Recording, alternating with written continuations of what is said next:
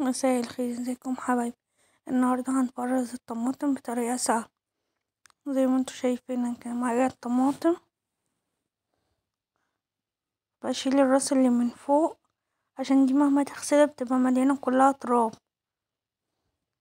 بنشيلها كلها واحطها في الحله ونحط معاها كوبايه ميه لغايه ما تغلي. كل شويه نشيل الريم اللي بتبقى من على الوش عشان ما يمررش الطماطم، وهنسيبها لغاية ما تستوي خالص عشان هي الطماطم دي فيها طماطم منها جامدة. ممكن في المرحلة دي نسيبها زي ما هي كده، نضربها في الخلاط ونعبيها في اكياس، بس انا بحب اسبكها عشان تبقى زي الصلصة اللي في البرطمانات.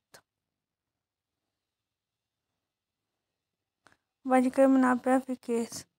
يا رب الطريقة تعجبكم، متنسوش بقى الاشتراك في القناة.